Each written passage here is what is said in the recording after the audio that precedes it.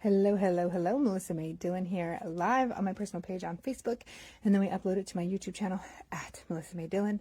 If you're on the YouTube channel, please make sure to subscribe, and no matter where you are, if there's a comment you want to share, please share it with me. And I feel like I might be whispering a little bit, but I have been banished from the house. So the baby goes to bed with me breastfeeding her and putting her to sleep. And tonight I asked if David could be the one when there's been a few moments where he's had to be the one to put her to bed, and every time that he does, she stays to bed a little bit longer for a while, and I feel like we needed another reset.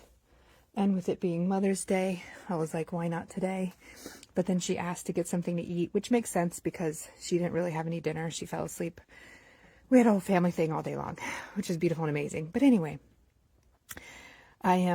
it's so interesting because like in the past when he's put her to bed and I hear her crying, it is like grueling to hear her cry, knowing that she's wanting me. But I think so much of that was coming from the lack of safety I felt in my body, the fear of abandonment that I had in my body, and my inner child just like screaming out. Like, it's very important that David is able to comfort her and put her to bed.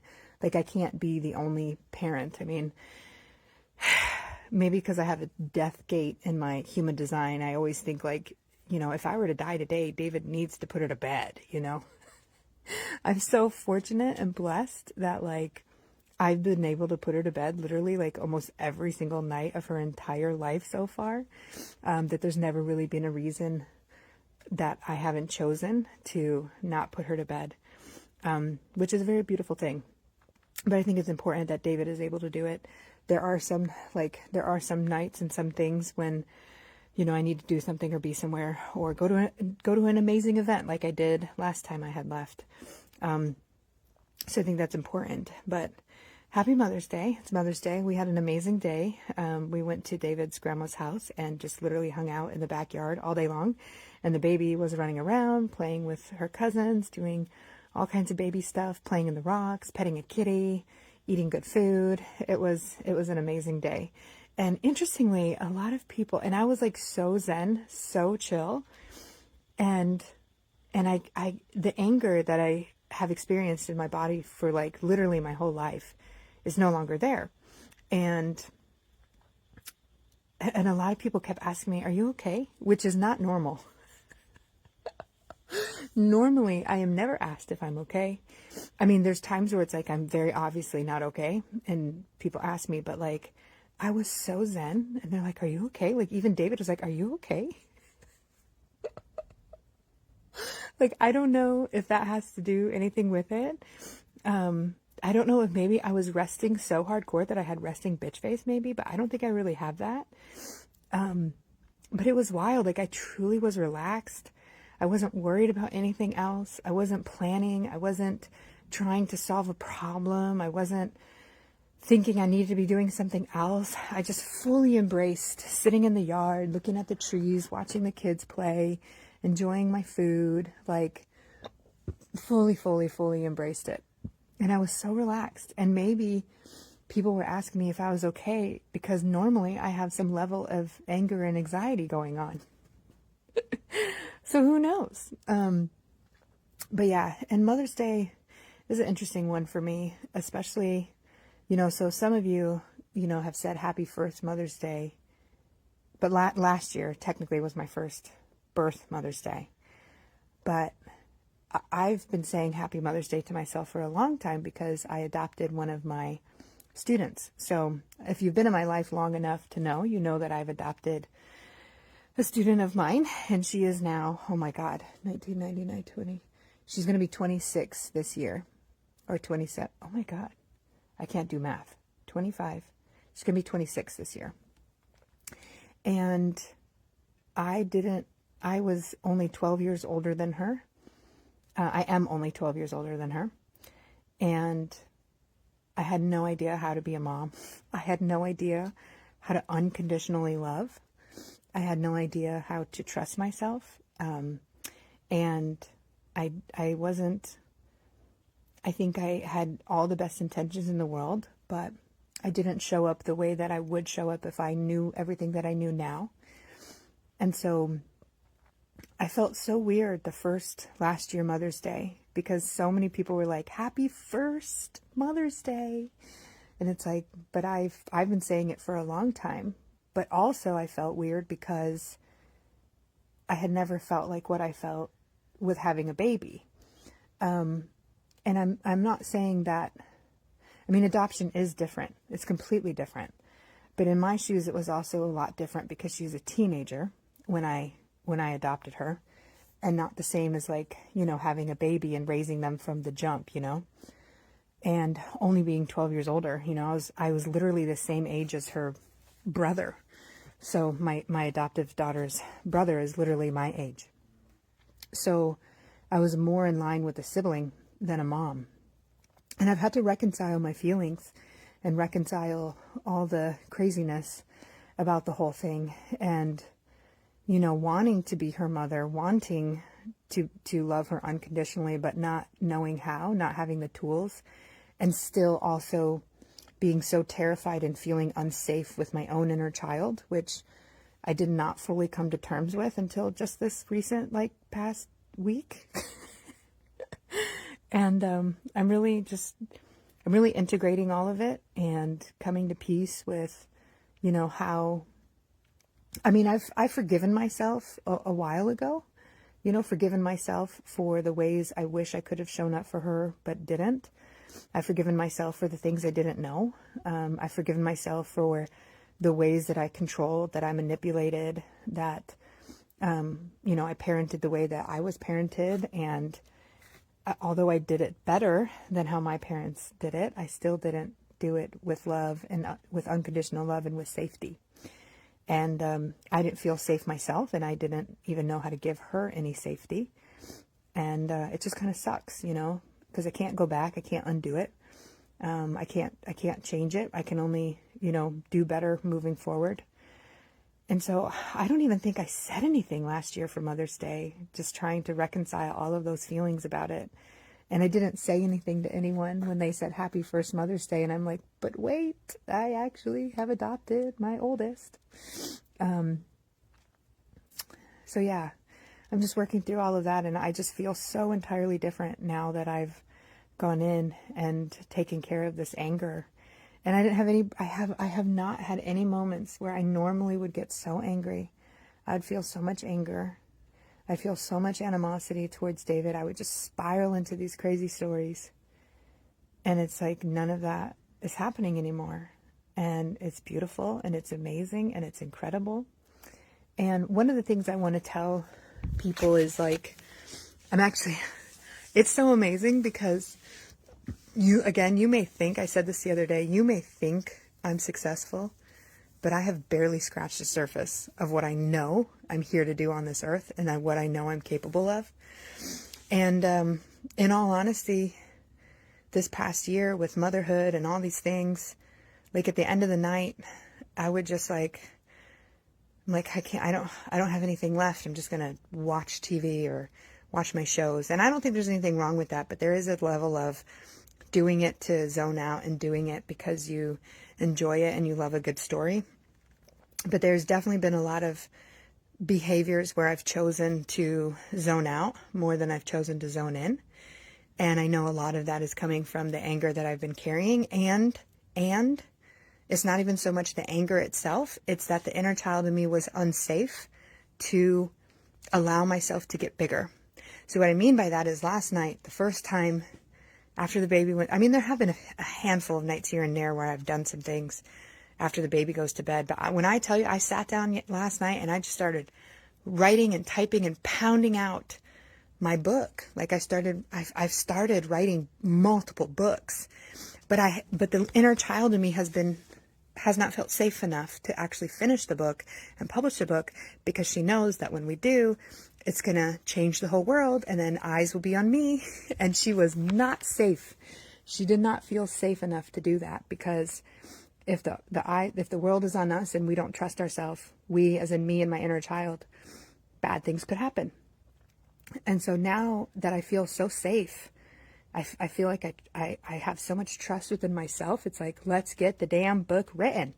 And so last night I wrote, I think for a couple hours after the baby went to bed, and it's beautiful, and I can't wait to keep tackling it. And I've literally put it time in my calendar to write it. And I've been talking so long about writing a book, but the thing is like, if your inner child, if there's a piece of you that does not feel safe, you will not do certain things.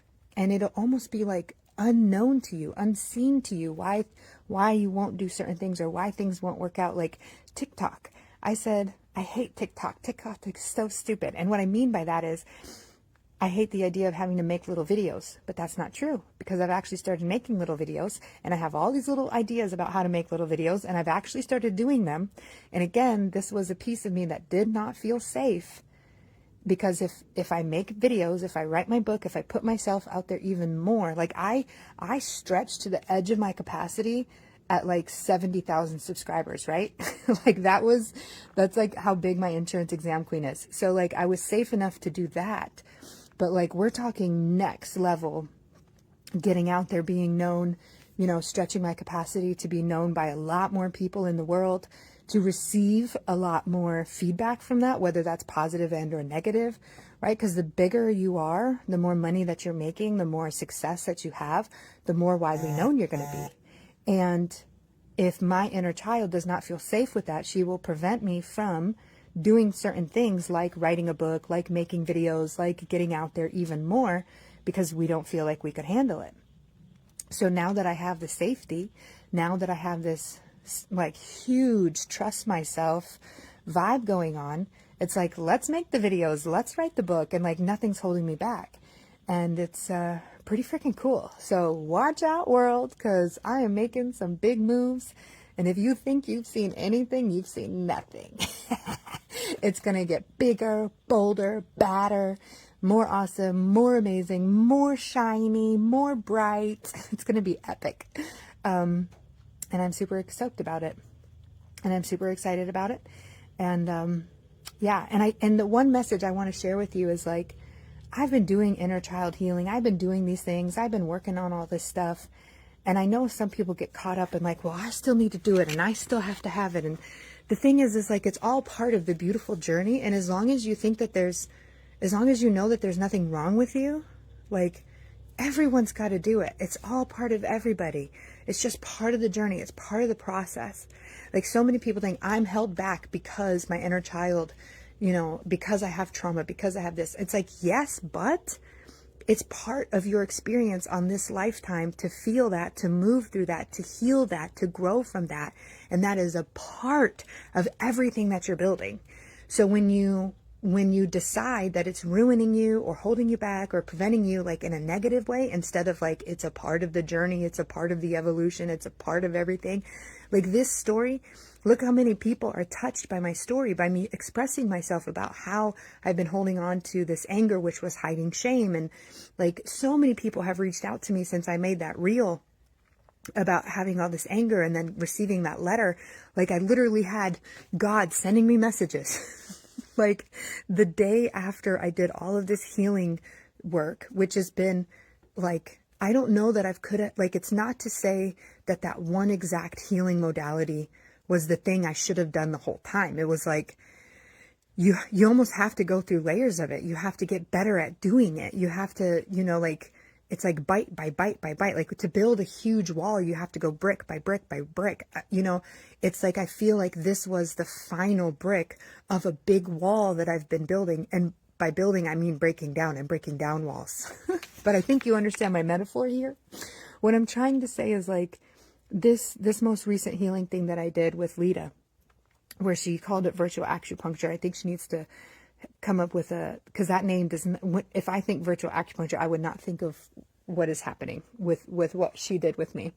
But anyway, I don't think that like that was the ticket and I should have been doing that the whole time. It was more like that was the icing on the cake.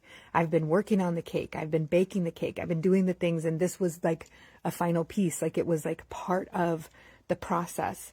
And I think every part on the way to that was necessary and perfect and amazing and part of my journey and part of my story and part of my message for the planet.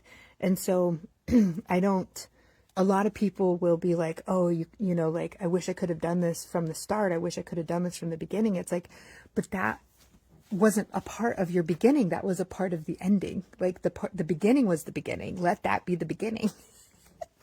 And trust that everything is coming into your life at exactly the right time. I mean, we're at a huge, huge turning point on the planet. Like I have seen so many posts recently about calling out toxic parenting statements like, don't cry or I'll give you a reason to cry, right? Like, and I've seen so many videos of like people saying toxic parenting statements and their kids finishing it with like the most randomest of things because the parents these days are not threatening their children like that, right? And it's like, we are at such a pivotal time in the world and, you know, on planet Earth, we're making a massive shift. And so many of us are judging ourselves for not being faster or more further along or whatever it is. Like, we have to hold the space that everything is perfectly in its right time. Like, everything is going according to plan. Like, allow yourself to relax and trust that everything is exactly right, exactly in the perfect order. There is nothing wrong with you. There is absolutely nothing wrong with you. And that you were born at exactly the right time for you to make the changes on this earth that are needed. And that everything you're doing is in perfect alignment with where we're all going on the planet, which is more love, more acceptance, more unity, you know. You know, it's like God wanted to, you know, he got kind of bored, right? He had all this power. He had all this amazing things to do. He could create anything he wanted, and he got bored. And he was like, you know what? What if I went to Earth and I forgot? What if I separated myself out into all the people on the planet and I forgot that this is what I was? And so we've been spending the last however long we've been on Earth, you know, figuring it out. And I think we're getting to a point where it's like, oh, we're all versions of God here on this planet. We're all little subsects of him. You know, like I've explained it before, like if you think of a disco ball, it's like one big disco ball, but there's like little fragments of light. We're all like one piece to the big ball that represents God, you know, and it's like he needed to forget that he was all powerful. He wanted us to experience what it was like to relearn that we are the creators of our reality. And we really are. And that's a lot of what I talk about in my book, that we get to create our own reality, how to create your own reality, how to get into an alignment with creating your own reality. And I am super excited. I've only written the introduction right now, and it's like epic. And I'm like, this is amazing. So I'm just going to keep writing the rest of it. And like I said, if you've thought you've seen anything, you've seen nothing yet. We're getting bigger, bolder, and badder around here, and it's going to be epic. My little girl inside of me feels safe. I trust myself. I'm excited to see what I can do now that I have this safety, that I have this trust, and it's just only going to get more epic from here.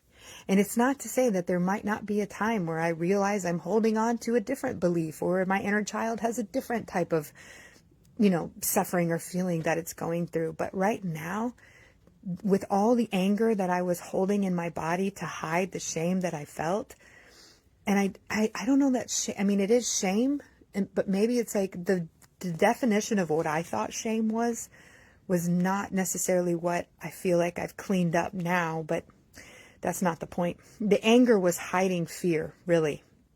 And shame, fear, whatever. It was hiding fear. And I got so defensive all the time, trying to defend the little me that was like so afraid, so scared, feeling all alone. And now that I've made peace with that, I feel like there's all this empty space that anger used to fill.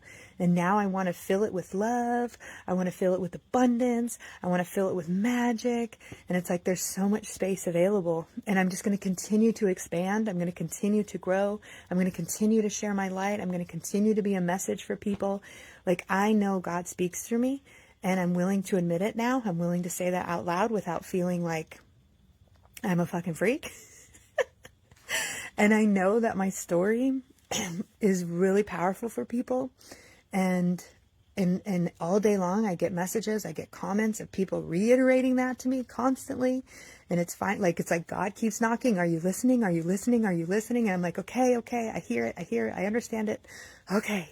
Because I'll be honest, like, maybe part of playing small and maybe part of me that didn't feel safe was like, I get comments all day long for the insurance exam queen and how much I've changed people's lives and how, happy and excited and blessed that they feel because I helped them pass the exam. And I've had to turn some of it off because sometimes it's a little hard to receive it all. And like, it's like I spoke with someone who was a psychic medium, and she's like, you need to start responding to your 5-star reviews again. And I think what the message there was I need to be open to hearing from people about how I'm impacting their life. So like some of you, even on the live right now, you've messaged me, you said, or you've left a comment, or you've said like what you're talking about, what you're sharing, what you're saying. It's so important. It's helped me do this. It's helped me do that. Thank you for this. Thank you for that. And sometimes that's difficult to receive, to be honest, or it has been difficult to receive, but I'm fully open to it. It's God's way of letting me know that I am sharing his light. I'm sharing the message, and it's what I need to be doing on the planet. And we're going to get bigger, bolder, and badder about it. All right. Hopefully David has put the baby to bed. We'll see. I don't know. But I'm banished from the house until he gets her sleeping. And it is so beautiful outside right now. Like, so freaking beautiful. And I have perfect lighting from the garage. I mean, kind of. But it's mostly okay. It's 2025, the year in which I go live. So I go live every day somewhere on the internet. And today I'm live on my page. So I'm going to let you guys go. I love you so much. And it's going to get crazy. It's going to get wild. It's going to get epic. And enjoy the show. And come with me because it's going to be awesome. All right. I love you all so much. Have an amazing night. Bye.